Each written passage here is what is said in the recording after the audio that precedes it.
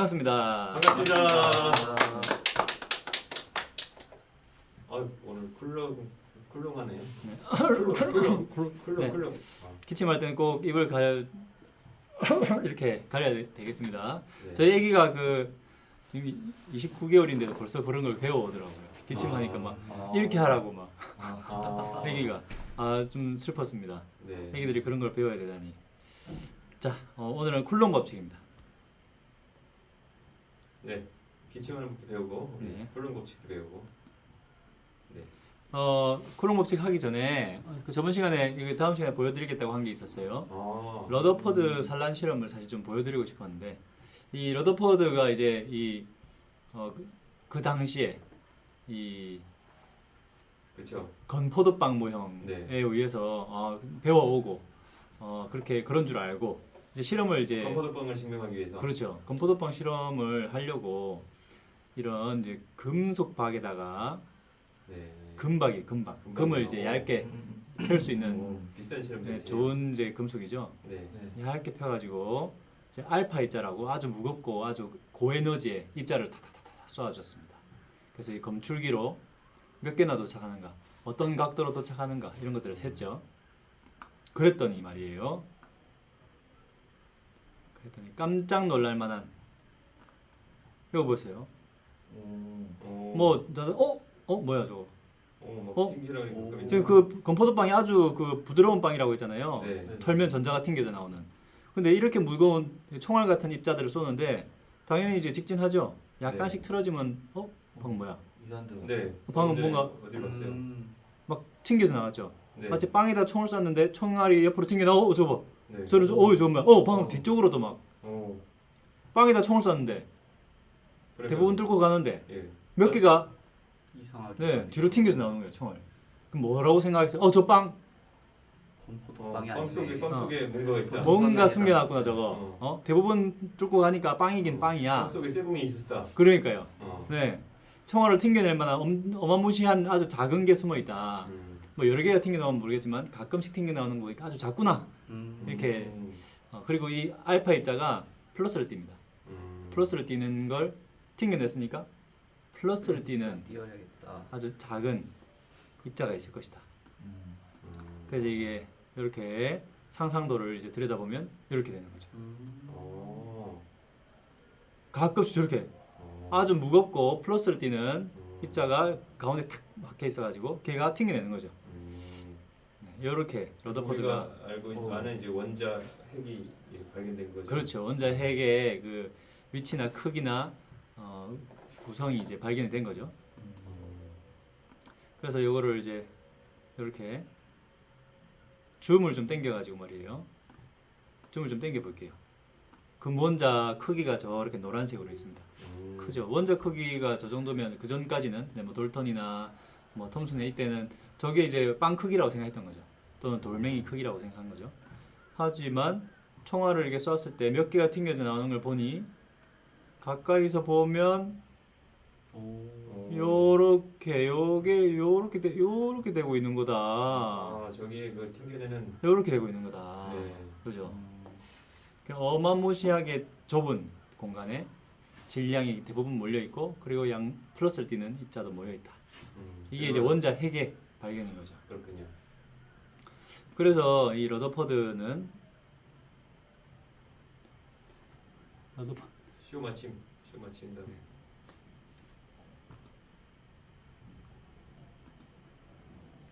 러더퍼드는 러더퍼드 원자 모형을 만들어서 전자가 뱅글뱅글 돌고 아주 좁은 곳에 모여 있다. 사실 텅텅 비어 있다. 이제 러더퍼드 원자 모형을 만든 겁니다. 네. 이제 전자가 이렇게 뱅글뱅글 돌 수 있다는 것은 플러스를 띠는 아주 작은 입자가 가운데 있고 음을 띠는 전자가 돌면서 서로 잡아당기기 때문에 이 원운동이 가능한 거죠. 네. 이제 이 가운데로 끌어주는 구심력이라고 하는데 이 구심력 역할을 전기력이 하고 있다. 이 전기력에 대해서 오늘 배울 겁니다. 멀리 돌아왔네요. 드디어 전기군요. 네. 플러스 마이너스. 이 전기를 사실 처음 발견한 것은 어떤 정전기적 현상들, 마찰 전기라고도 하고요. 뭔가를 이렇게 두 가지 물체를 다른 종류의 두 가지 물체를 마찰시켰을 때 네. 한쪽으로 전자가 몰빵이 되면서 하나는 플러스를 띄고 뺏긴 거는 또 전자를 얻은 것은 마이너스를 띠는 이런 현상이 있죠. 네. 이 실험들을 다 많이들 해봤을 거예요. 네, 저는 이제 어릴 때 책받침이 있었고 책받침으로 네, 막 머리 빛 같은 걸로. 빛 같은 거. 네. 네. 요새는 책받침이 없잖아, 안 쓰잖아. 플라스틱 그 그렇죠. 미끄럼 타면은 아, 네 맞아요. 다다다다 네, 정전기가 싹싹 생기죠. 음. 그런 것들.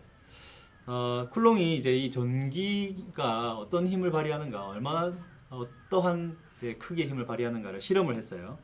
이게 정말 작은 힘을 측정할 때 쓰는 이제 기구인데 이 비틀림 저울이라는 거예요. 중력 상수를 측정할 때도 이 비틀림 저울을 썼습니다. 네. 그만큼 아주 약한 힘도 측정할 수 있는. 정밀한. 그렇죠. 이 수정으로 만든 실이겠죠. 수정은 사실 금속도 아니고 그렇죠.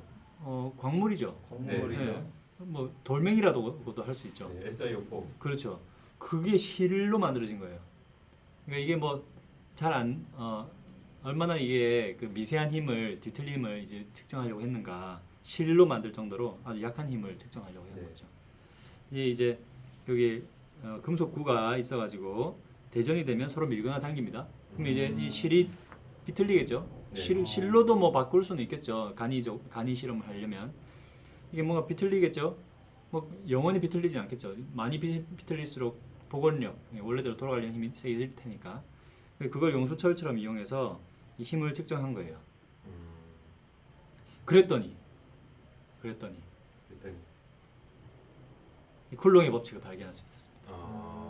이게 뭐 물론 이제 그 상수를 발견한 것도 의미가 있지만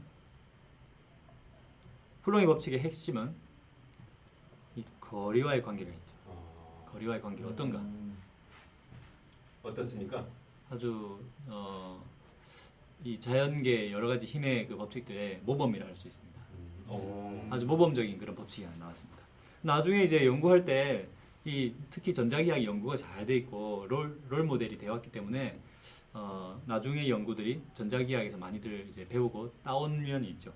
그 중에 하나 이 쿨롱의 법칙도 마찬가지인데 나중에 중력 연구할 때도 또는 다른 힘의 연구에서도 이제 롤 모델로 쓰이는 그런 공식입니다. 쿨롱의 법칙은 Q라는 전하를 가진 애가 Q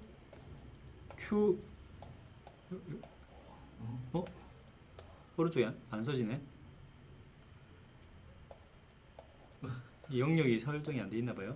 네. Q 프라임과 Q가 있을 때 Q가 받는 힘이 얼마만큼일까 이걸 잰다고 쳐봅시다.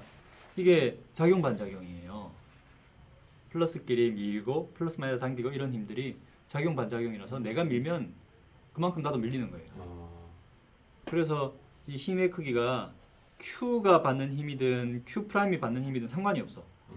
힘의 크기는 같으니까. 그래서 뭐 방향이 상관없죠. 크기만 구한다면. 그리고 거리가 물론 이제 멀어지면 힘이 약해질 거라는 걸 알고 있죠. 저는 이제 네. 직관적으로. 그렇죠. 어떻게 어떤 방식으로 약해질 것인가 이게 중요한데 이 힘이 점에서 출발한다는 게 중요해요. 한 점에서 3D 공간 안에서 한 점에서 사방으로 출발하잖아요. 네.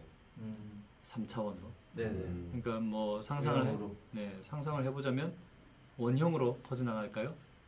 구형으로. 구형으로 퍼져나가죠. 네, 이 스피어 이 구형으로 퍼져나갑니다. 그러면 이 구가 커질수록, 그러니까 멀어질수록 이 구의 면적이 넓어지겠죠. 네. 네. 만약에 뭐 화살을 100만 개 쏜다. 그럼 멀어질수록 화살이 더 듬성듬성 꽂히겠죠. 네. 그런 것처럼 힘도 점점 희박해진다는 거죠. 힘도 약해진다. 희석이 되는 거겠죠. 그래서 이 구의 면적에 반비례하는 힘을 가지게 되는 거예요. 멀수록. 면적이니까 그렇죠. 이게 구의 면적 어떻게 네. 구하죠? 4파이 4파이 제곱 면적. 네, 3분의 4파이R 세제곱은 부피죠. 네. 네, 세제곱 피죠. 그렇습니다. 네, 4파이R 제곱, 4파이R 제곱에 반비례한 힘을 가지고. 근데 4파이 좀 불편하네요. 불편하죠. 불편한데요. 어차피 상수니까 K에 집어넣어서 이게 안 보이는 겁니다. 그래서 기본적인 꼴이 이렇게 되는 거죠. 전화량 2개 곱해주고 전화량이 하나라도 크면 서로 힘이 커지겠죠. 비례하는 거죠. 네. 그리고 거리는 제곱에 반비례한다. 네. 왜 제곱에 반비례하지? 구의 면적에 반비례하니까. 면적이니까. 네. 제곱 면적이니까. 그래서 한 점에서 출발하는 대부분의 물리 현상들이 요 꼴을 따라요. 네. 음. 그래서 저도 보니까 중력 그 공식하고 비슷한 것 같아요. 똑같죠. 네. 중력 공식은 네. 중력 상수 r 제곱분의 mm이잖아요. 네, 질량. 그죠? 네, 네. 질량. 그러니까 뭐 꼴이 똑같죠. 네. 뭐 이것뿐만 아니고 빛의 밝기, 음. 촛불을 켰다. 그래서 멀어질수록 밝기가 어떻게 관측이 될까? 아, 이것도 마찬가지. 제곱에 반비례해서. 그렇죠. 알죠. 네. 반비례합니다. 뭐 별빛의 밝기를 연구할 때도 이런 게 기본적으로 쓰이겠죠. 네. 이게 쿨롱의 법칙입니다. 근데 중력 공식이 먼저 발견된 거죠? 뉴턴이 한 거. 아 그렇습니다. 예, 네, 그렇죠. 그렇죠. 그렇죠. 네. 중력 이때도 비틀림 저울이 사용됐는데 좀 더 이제 비틀림 저울도 개선이 됐거든요. 그래서 쿨롱 법칙을 할 때도 이 상수나 이런 것들이 훨씬 더 정교하게 측정이 됐죠. 이 전기력을 이제 적용을 좀 해볼까요? 이 거리가 1이라고 하고 그럼 이게 또 1이겠죠. 네. 그럼 여기가 뭐 전하량이 1, 뭐 2, 3, 3 오른쪽에 안 써지네요. 네, 이렇게 했을 때 뭐 예를 들면 이 A가 받는 힘을 계산을 해보자는 거죠. 그러면 네. 그 상수 빼고 그냥 비례 반비례만 한번 간단하게 계산해 볼게요.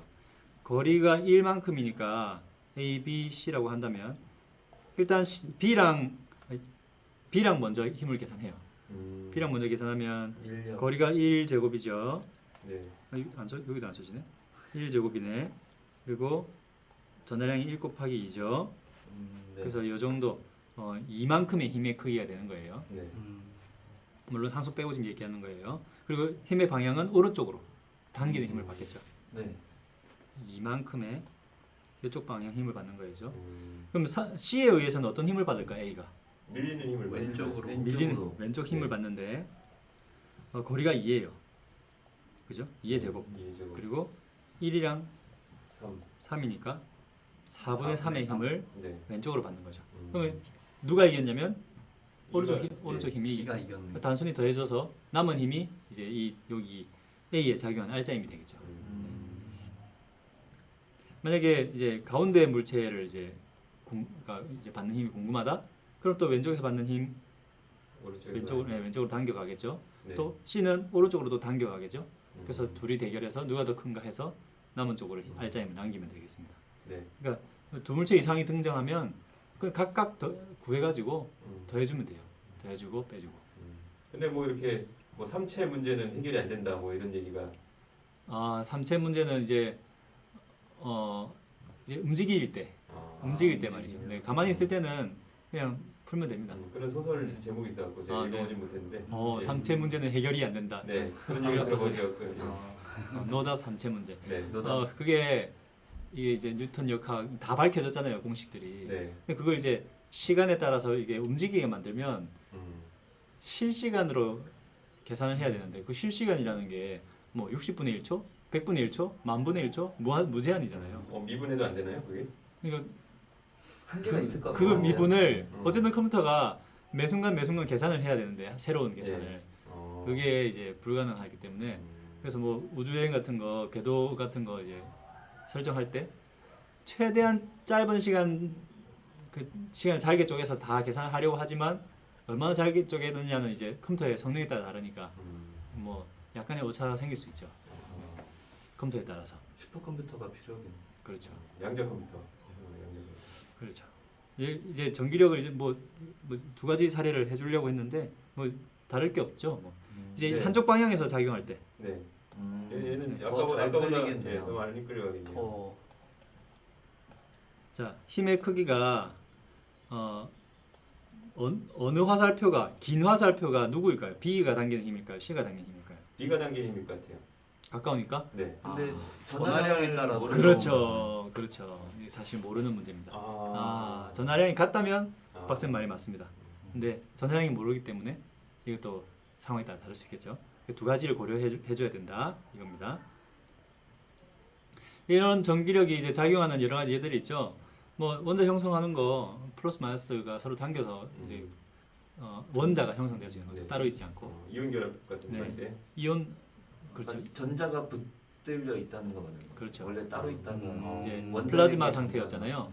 우주 초기에는 이제 전자랑 원자 핵이랑 따로 있어요. 따로 놀다가 이제 결합할 그러다가 때 이제 잡혀 들어갈 만큼 에너지가 낮아져서 그래서 온도가 우주 온도가 점점 팽창해서 낮아졌을 때 네네. 그게 왜 그 38만 년이냐 이거. 그렇죠, 그렇죠. 아. 네, 에너지를 좀 잃어가면서 원자 핵에 정착을 하는 데까지 걸린 네. 시간이죠. 그게 38만 년. 아, 그걸 계산했군요. 그렇죠. 네. 그렇습니다. 네, 우주 배경 목사 보고 그냥. 그다음에 이거 뭐 최근 뭐 이제 수년 10년 안에 이제 몇 년도인지 모르겠는데 행성의 형성에도 이 전기력이 관여한다는 게 이제 물론 가설이지만 이제 제기된 게 있어요. 그동안 이제 미스테리였던 게 아무리 그 만유인력이 있더라도 말이지 이 가루들이 모여가지고 행성이 된다는 게 그동안 좀 미스테리했어요. 생각보다 훨씬 더 짧은 시간 안에 행성들이 만들어졌거든요. 더 오래 걸릴 것 같은데. 그래서 이게 원인이 뭘까? 좀 만유인력이 이렇게 이게 되나 했는데 이제 우주에서 이렇게 여러 가지 뭐 장난처럼 여러 가지 시험들 하잖아요, 우주인들이. 그러다가 발견한 거예요. 뭐 가루들 이렇게 막 흔들면서 했는데 얘들이 막 모이는 거예요. 잘 뭉치는 거예요. 뭐지? 왜 이렇게 뭉치지? 마찰 전기. 전기. 네. 돌덩이들도 우주에서 공간에서 막 부딪히다 보면 정전기를 띠게 되는 거예요. 음. 그래서 플러스 마이너스의 힘을 얻어서 좀 더 만유인력보다 더 큰 힘이니까 전기력이 좀 더 지구나 행성들이 형성되는데 좀더 네, 원활하게 보이게. 가속을 한 거죠. 행성 형성에도 전기력이 이용됐다는 거죠.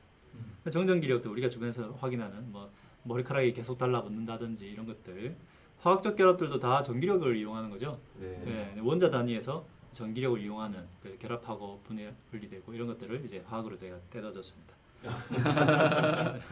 할당을. 네, 요즘 뭐 여러 가지 있습니다. 네, 사실 우리가 접하는 그 여러 가지 힘들 중에서 만유인력 빼면 대부분이 전기력이에요. 그 정도로 대표적인 힘이다 이렇게 생각됩니다. 네. 오늘 정리 과제는요. 쿨롱의 법칙에 의하면 대전된 두 물체 사이에 작용하는 전기력의 크기는 두 물체 사이의 뭐의 제곱에 반비례한다. 네. 알 것 같습니다. 여기까지 하겠습니다. 네. 네. 감사합니다. 감사합니다.